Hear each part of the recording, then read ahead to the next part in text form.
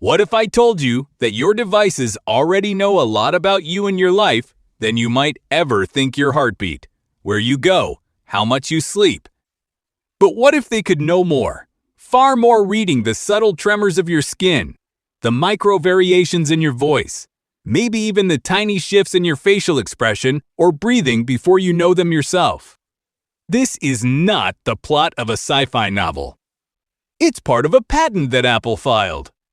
And for reasons never fully explained, some sections of that filing were quietly modified, pulled back from public view, reclassified, hidden in legal language. What follows is the story of that patent, what it proposes, what it might mean, and why Apple's handling of it raises deeper questions about privacy, power, and trust. Imagine a small team at Apple's R&D lab. It's late, the hum of servers in the background. A researcher shows a draft of an internal document. Sensors, algorithms, machine intelligence. Not just sensors that track your steps or heart rate, those exist already, but sensors that can collectively monitor many biosignals, voice inflections, skin conductivity, micromovements, respiration, perhaps even patterns of emotional state. Now imagine that draft becomes something more formal, a patent application titled something like Biometric Monitoring with Contextual Adaptive Machine Learning. In this document, Apple describes how multiple signals from your body might be combined, analyzed by machine learning to detect psychological states, stress, anxiety, vulnerability. Not only to detect, but in some versions adapt interfaces or content shown to you in response. Then, sometime during the patent process, parts of this application get modified. Sections that talk about commercial applications or influencing user behavior are altered. Perhaps language about predicting decisions before conscious awareness is softened. Perhaps data sharing or interaction with third parties is made more vague. The result, a document still public, but parts of it watered down, less specific, less alarming. For years, Apple has sold us on privacy first. The marketing is everywhere. What happens on your iPhone stays on your iPhone. Yet the same company has quietly built a patent portfolio that looks less like a privacy fortress and more like a biometric goldmine.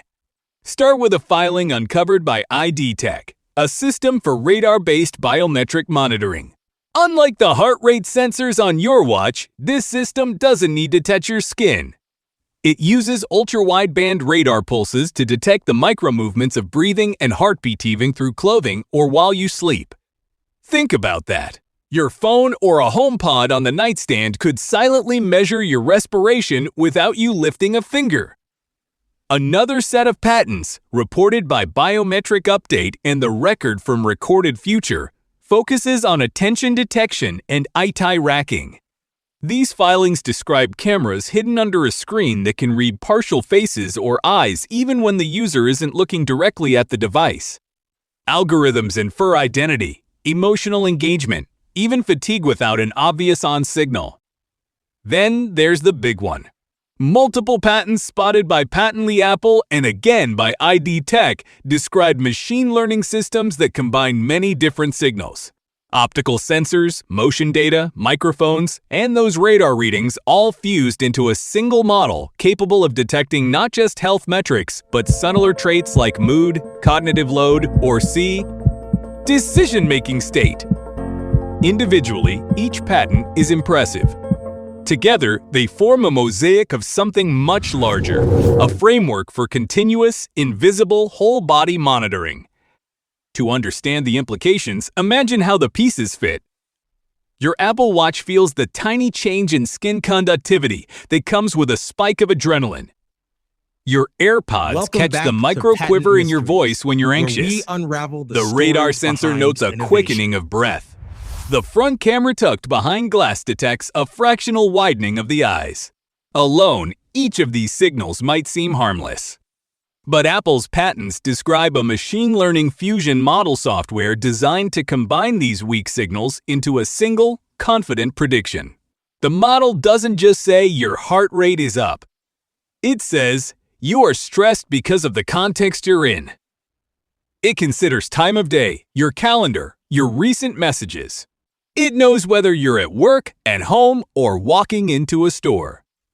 It can predict whether you're about to make a decision, maybe a purchase, maybe a call you're nervous about before you consciously commit. The technical name might be contextual adaptive machine learning. A more human name might be mind reading by proxy. To be fair, Apple isn't pitching this as a surveillance nightmare. In public filings, the language is couched in health and wellness. A radar sensor could track breathing for sleep apnea detection. Voice and skin signals could warn of an oncoming panic attack. Eye tracking could help people with disabilities navigate interfaces without touching a screen. All good things. And Apple's privacy model processing data on device whenever possible does set it apart from ad-driven rivals. But patents are not marketing brochures. They're legal blueprints for what could be done, not necessarily what will be done. And inside some of these filings, the wording hints at more provocative applications. Several patents describe systems that don't just detect emotional state, but use that detection to adapt content in real time. If the model senses stress, it might soften the interface, change colors, or delay a notification. If it senses excitement or indecision, it might surface a product suggestion at just the right moment. This is where the line between helpful and manipulative blurs. A phone that calms you when you're anxious sounds wonderful. A phone that knows when you're vulnerable and times a purchase prompt accordingly is another story. Here's where the mystery deepens. According to patent watchers, one application believed to be an early version of this biometric fusion system appeared in public databases with sections quietly modified after its initial filing. Language around behavioral influence was softened. References to commercial applications were trimmed. The technical claims remained, but the sharp edges were filed down. Why the edits? No one at Apple will say. Patent amendments happen for many reasons: technical accuracy, legal strategy, or to narrow claims. But privacy lawyers who reviewed the changes noticed something odd. The revisions didn't make the invention clearer. They made it vaguer, especially around how the data might be used to influence user decisions. It looked less like routine housekeeping and more like a quiet retreat from a potential public relations firestorm. Whether Apple ever deploys these features is almost beside the point. The patents reveal what the company considers technically feasible and strategically valuable. They also reveal something about us.